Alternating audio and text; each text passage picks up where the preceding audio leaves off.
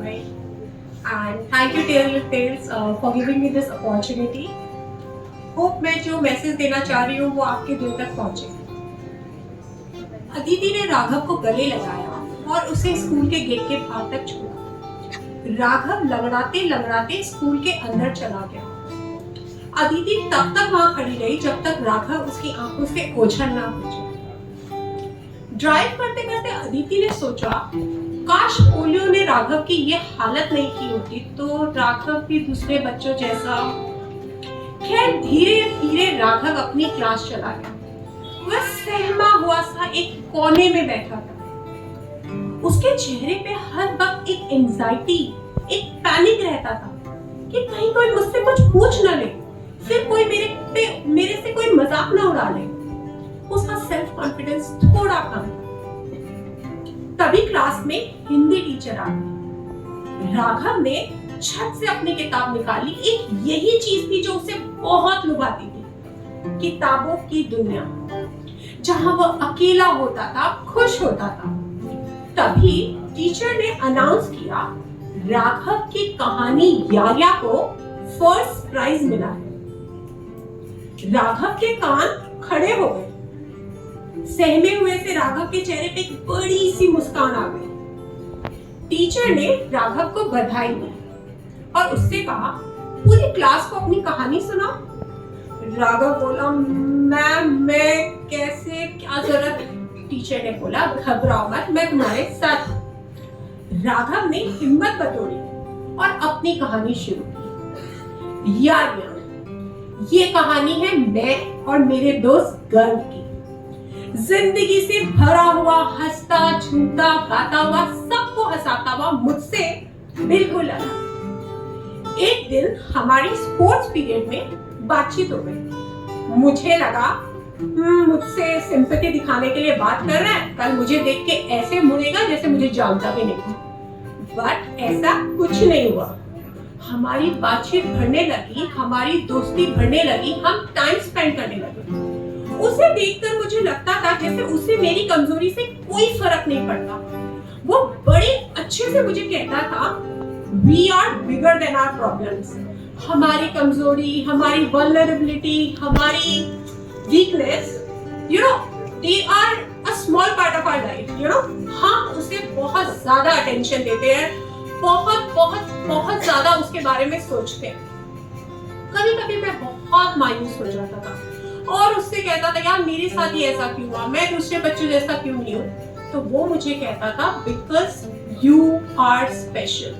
भगवान भी ना प्रॉब्लम्स उन्हीं को देता है जिनमें उन्हें डील करने का साहस होता है। You are the chosen one by the God, so it's okay.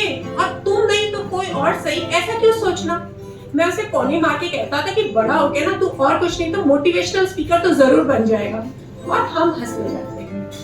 अगले दिन स्कूल में एक रेस थी, उसमें गर्व पार्टिसिपेट कर रहा था। मैं जाकर ऑडियंस में बैठ गया। कुछ बच्चे आए और उन्होंने मुझे छेड़ना शुरू किया, तू यहाँ पे क्यों आया है, तेरा क्या काम है, ओ तू भी पार्टिसिपेट कर रहा है। मुझे बहुत जोर से गुस्सा आया। मैं उन्हें मारने ही वाला था कि मुझे गर्व का जोक याद आ गया। कुछ तो लोग कहेंगे, लोगों का काम है कहना और हमारा काम क्या है, इग्नोर करना। मैंने उसे मुस्कुरा कर कहा, मेरा दोस्त गर्व पार्टिसिपेट कर रहा है, वो दौड़ेगा तो मुझे लगेगा कि मैं दौड़ रहा हूँ, वो भागेगा, वो जीतेगा तो मुझे लगेगा कि मैं जीत रहा हूँ। मैं यहीं बैठूंगा और उसे चीयर करूंगा। गर्व दूर से ये सब सुन रहा था। वो भाग के मेरे पास आया और उसने उन लड़कों को फटकारा और मुझसे कहा, कभी कभी तो कुछ ज्यादा ही बोल देता है, पगले रुलाएगा क्या। और हम फिर हंसने लगे। अच्छे दोस्त के इंटरनल जोक सिर्फ वही समझते। फिर बड़े सीरियस होकर उसने मुझसे कहा, मैं क्या सोच रहा हूँ ना, तू भी मेरे साथ ये रेस में भाग।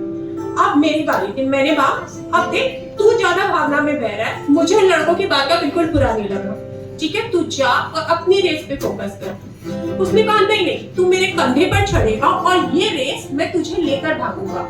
मैंने बोला, देख बहुत वियर्ड लगेगा और वैसे भी परमिशन नहीं मिलेगी। उसने जबरदस्ती मुझे अपने कंधे पर चढ़ाया और प्रिंसिपल के पास गया और बोला, मैं भागूंगा लेकिन इसे अपने साथ उठाकर सबको मौका मिलना चाहिए। प्रिंसिपल की आंखें छलछला गई और it was a yes indirectly. जैसे ही विसल बजी, गर्ल मुझे अपने कंधे पर उठाकर भागा। अद्भुत नजारा था, ऐसी रेस किसी ने देखी नहीं थी। गिरते पड़ते हाफते हाफते वह किसी तरह फिनिशिंग लाइन तक पहुंचा। फर्स्ट टाइम लाइफ में वह 6th पोजीशन पे आया था। But to my surprise, everybody in the stadium was applauding for him. किसी ने दोस्ती का इतना अद्भुत नजारा कभी देखा ही नहीं था। Even the winners were applauding for him. पूरा स्टेडियम गर्व और राघव के नाम से गूंज रहा था।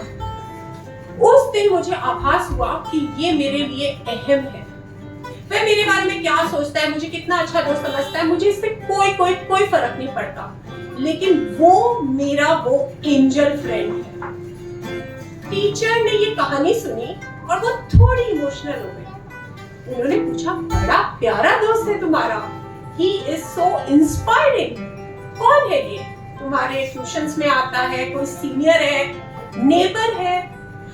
2 मिनट तक राघव बिल्कुल चुप रहा। उसके बाद उसने कहा, मैम मेरा ऐसा कोई दोस्त नहीं है, क्योंकि हम जैसे बच्चों का तो कोई दोस्त होता ही नहीं है।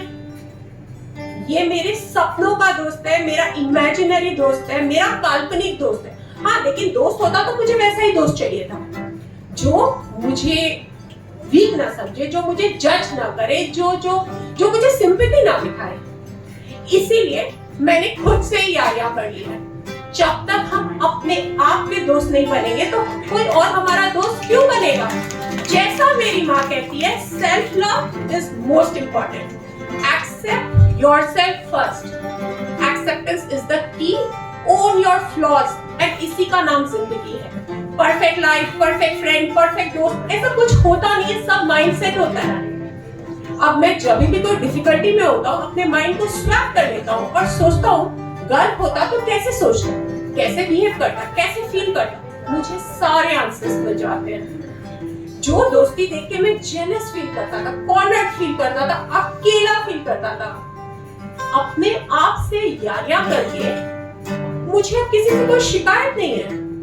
मैंने अपने आप को जैसा हूँ वैसा एक्सेप्ट करना शुरू कर दिया है। सो फ्रेंड्स, अगर यारियां करनी है ना, तो सही मायने में खुद से यारियां करो।